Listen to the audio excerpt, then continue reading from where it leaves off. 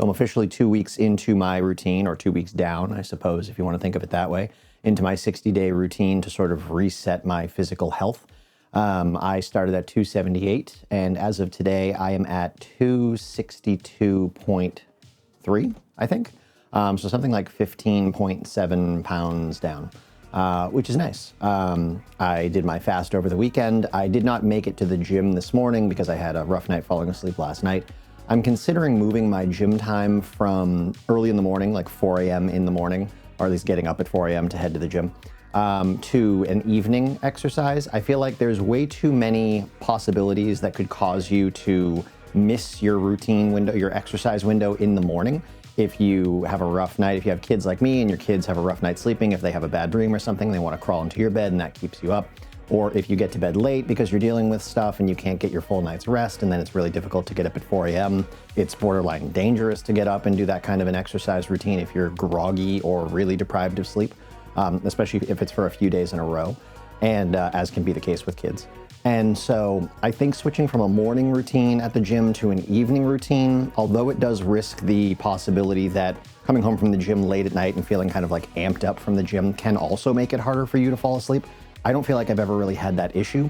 I do love getting up early and going to the gym, much less of a crowd. I like being up before everybody else. It's a nice feeling. You get a real kickstart to the day. I come home, I get to make breakfast for the family before they even wake up, stuff like that. It's really nice.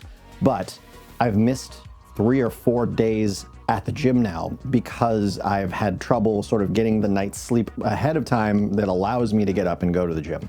And so I think moving it to the evening will just create a much safer option where I'm already awake. There's really never anything going on at night. I'll leave for the gym around 8:30, which is well after even our oldest has gone to bed.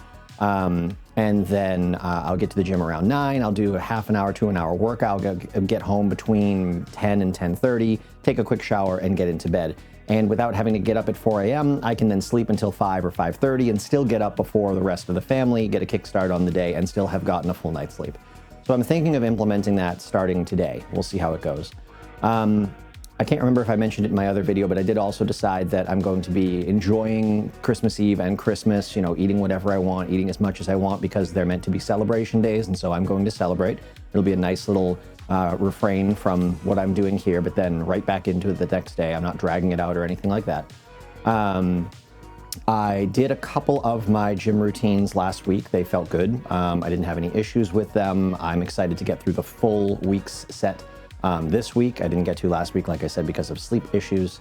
Not with me. It's not anything caused by the diet, but caused by just being a father and a husband and having to deal with stuff, which is normal.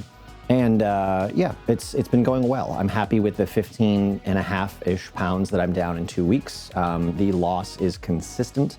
I did find over the weekend, this past weekend, I did have a lot more hunger that I was dealing with. I think because my body got into a really good rhythm with the week and eating my meat and cheese bowl 3 times a day.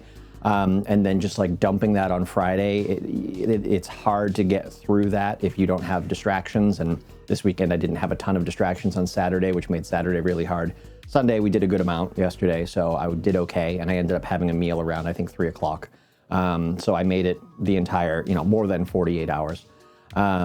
But yeah, the weekend fast is difficult. I do want to look at the data and see, am I actually losing any additional weight through the weekend compared to what I lose on a day-to-day basis throughout the week?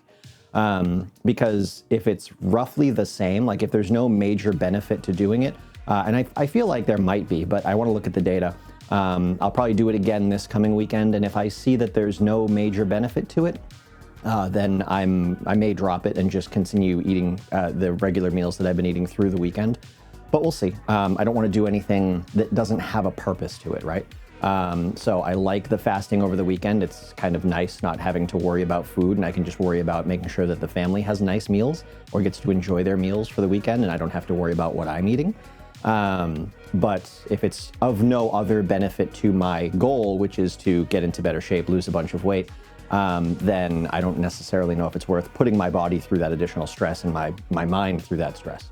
But other than that, diet's going well. Haven't made any other changes.